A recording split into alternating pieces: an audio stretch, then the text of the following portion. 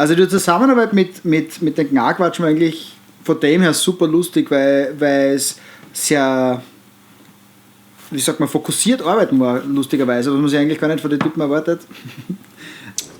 Beim Tom, das ist einfach, wie soll ich das, ich meine, ich habe jetzt nicht so die Mörderstudio-Erfahrung, aber im Gegensatz zu dem, was wir bis jetzt schon alles aufgenommen haben, ist einfach beim Tom ein Schlagzeugerparadies, würde ich einmal sagen, weil er hat einfach einen eigenen Raum, wo eine riesengroße Stolage drinnen ist und da sind nur Snares, die verschiedensten Schlagzeuge, angefangen von Billig-Schlagzeug bis über sündhaft teure Schlagzeuge.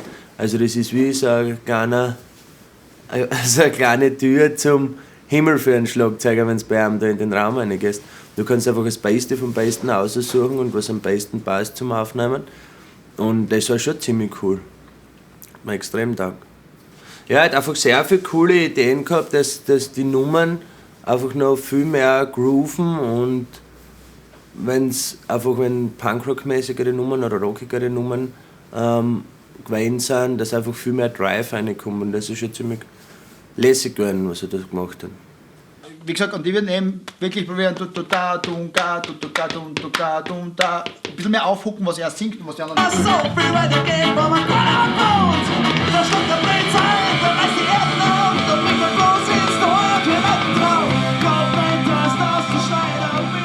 Es war 100:1, ich würde jetzt gar nicht nur das Aufnehmen sagen, sondern einfach beim ersten Album war es so, wir sind ins Studio, wir haben ein Schlagzeug aufgebaut, wir haben alles abmikrofoniert, haben 10 Nummern eingetraschen und fertig. Beim Tom war es einfach so, dass wir insgesamt 6 verschiedene Snares zum Beispiel, das ist jetzt nur ein Beispiel, über das komplette Album verwendet haben und einfach wirklich für jede Nummer extra geschaut haben, okay, wie sollte was klingen? Braucht man einen Kick, der was richtig einfetzt, oder braucht man einen Kick, der was eher sanft ist?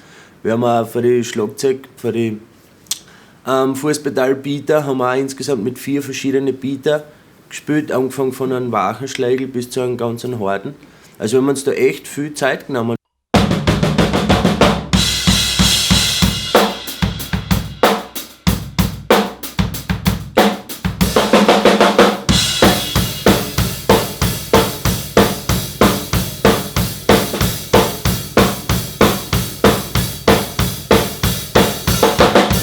Also die Soundfindung prinzipiell ist finde ich, für eine Band schon ganz wichtig, weil meistens kauft man sich ein Instrument mit dem Budget, was man hat, und man setzt sie ein und legt los und dann kommt das aus und dann bleibt es so. Und wenn man die Möglichkeit hat, so wie bei der Produktion, wo man gesagt haben, okay, passt, jetzt suchen wir uns wirklich den Sound für jeden Einzelnen aus und wir lassen uns ein bisschen mehr Zeit dafür, dass das nachher so rauskommt, wie jeder zufrieden ist. Weil eben oft hast du die Möglichkeit ja gar nicht, dass du die Sachen durchprobierst. Und dann stellst du dich hin und probierst ein neues Instrument oder einen anderen Verstärker und dann geht es auf einmal so, boah, das ist das, was ich mir vorgestellt habe. Und das ist eigentlich ganz cool. Und das haben wir, und man spielt dann auch ganz anders. Man spielt viel relaxter, wenn man schon mit dem Sound spielt, den man sich im Kopf schon vorstellt.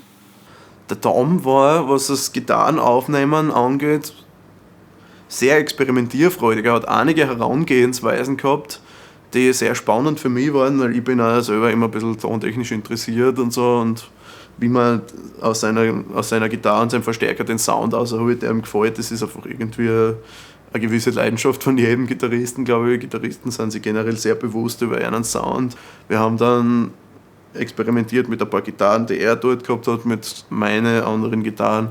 Meistens ist es allerdings wirklich Les Paul durch Marshall in entweder meine alte Marshall-Box oder so Framos Cobra Box hat er da noch gehabt, nichts Spezielles, mit ganz normale V30 Lautsprecher, mikrofoniert mit am iPhone als Abstandhalter zum Lautsprecher fürs Mikrofon.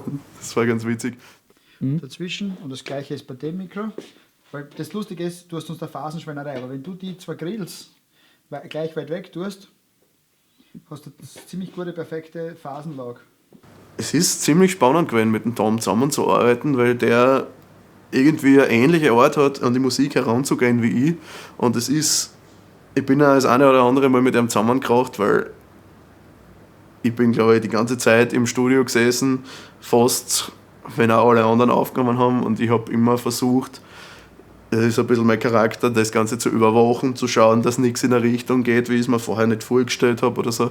Ich habe immer versucht, so ein bisschen meine Vision einzubringen, und er hat mir mal in einem ruhigen Moment gesagt, es ist cool, dass du deine Vision verfolgen willst, ich respektiere das vollkommen, aber manchmal ist es sehr anstrengend. Eigentlich hätte ich nicht immer dabei sein müssen. Im Nachhinein habe ich mir gedacht, es waren schon alle in guten Händen bei ihm.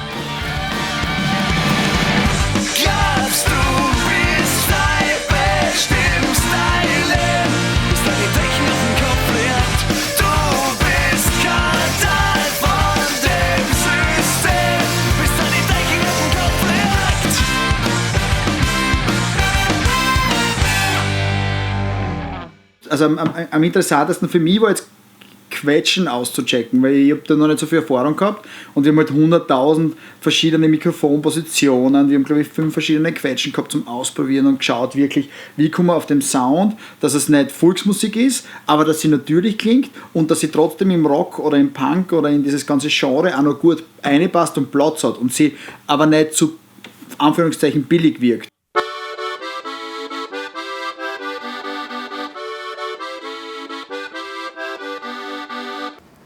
Also was mich voll begeistert hat, war das, wie ich einfach mit 4 Quetschen, 4 verschiedene durchgestanden bin, mit 4 verschiedenen Abdeckungen, also die Holzabdeckungen teilweise und dann eben so, ne?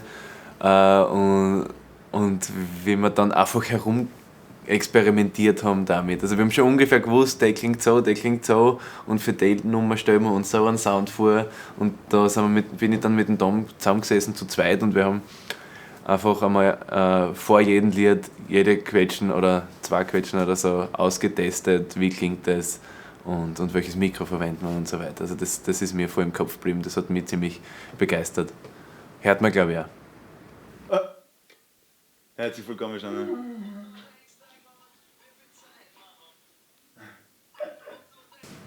Chris und ich waren knapp vor der Stimme, knapp vor der Vollendung sozusagen. Und ja, das braucht man eben auch, besonders bei so Melodieinstrumente wie die Bläser.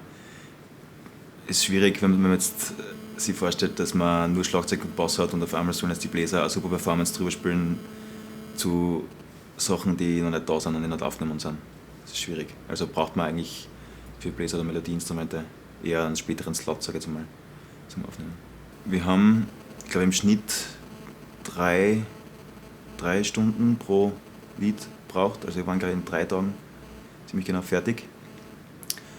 Und ich meine, bei manchen Liedern hängst und brauchst halt 4-5 Stunden, andere gehen in 1-2 Stunden ein, weil es eben vielleicht vom Aufwand oder weil man das schon früher vielleicht öfters gespielt hat und eben da sicherer ist. Aber im Großen und Ganzen muss man sagen, es hat super hingehauen.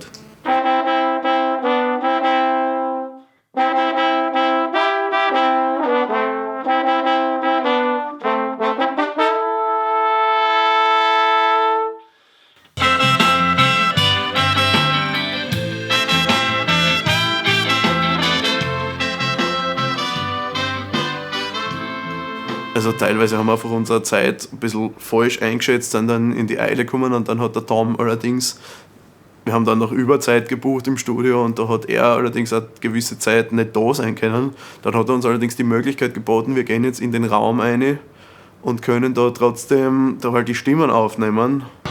Da schlägt der Blitze, da reißt die Erden auf, da bricht der Floß ins Tor und wir reiten drauf. Ja, das war eine lustige Erfahrung, weil man doch sie denkt, man hat eine Verantwortung, weil man jetzt für die eigene Produktion oder für die eigene Band, das eigentlich jemand anderes produziert und aufnimmt, sie ins Studio setzt und selber auf eigene Hand, sage ich jetzt mal, die ganzen Sachen aufnimmt. Es war eine coole Erfahrung, und wie gesagt, ich mache das gern, dass ich im Studio bin und als Leute einfach das Beste raushole. Aber dann hat der Tom gesagt, jetzt nehmen wir die Lieder live auf. Du singst einfach mal das ganze Lied von A bis Z durch, dann machen wir es nochmal, dann machen wir es nochmal und nochmal.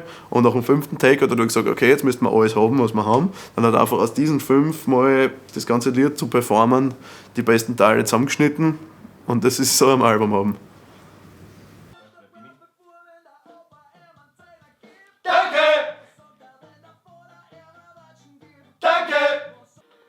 Darf ich nochmal machen? Der war ein bisschen scheiße. Rauch in der Luft und Staub auf der Straßen und Feuer im Herz.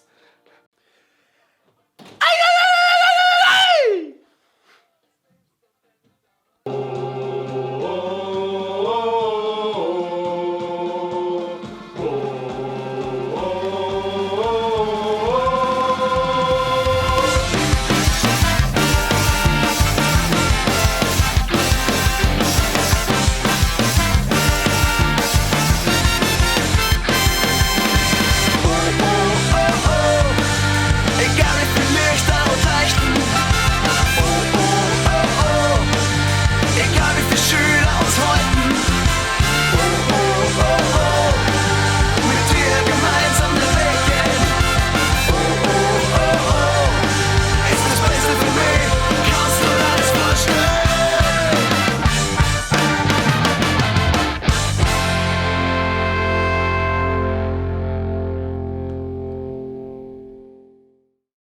Ich bin sehr zufrieden mit dem Album. Also, natürlich stellt man sich am Anfang immer ein Bild vor, wo man dann glaubt, man kann es vielleicht erreichen oder es wird irgendwie ein Kompromiss geschlossen. Aber in dem Fall war es so, dass echt irgendwie jedes Lied hat seinen eigenen Flair, seinen eigenen Sound.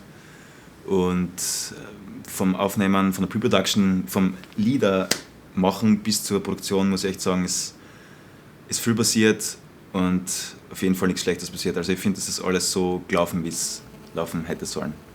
Also ich bin echt zufrieden mit dem Ergebnis. Würde ich was anders machen? Ja, mehr Zeit nehmen. Das ist auf jeden Fall ein guter Punkt, weil man plant sich zwar immer genug Zeit ein, aber im Endeffekt weiß man, wenn das und das einfach nicht hinhaut, dann wird sich das Ganze um so und so viele Wochen verschieben. Und Kleinigkeiten passieren immer, Murphy's Law, es wird immer das passieren, was man am wenigsten erwartet. Und ja, mehr Zeit. Einfach ein bisschen mehr Zeit nehmen.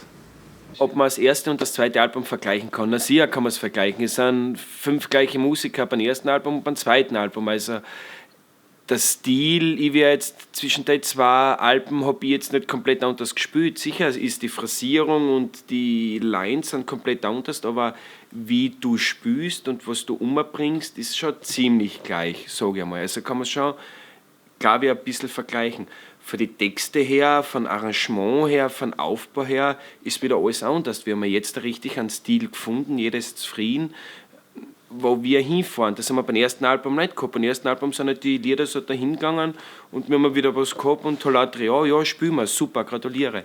Jetzt beim zweiten Album, wie schon gesagt, wie vorher schon gesagt, wir haben viel mehr durchgeredet, viel mehr probiert und Ideen einfach eingebracht. Wir haben uns auch viel mehr Zeit lassen fürs zweite Album.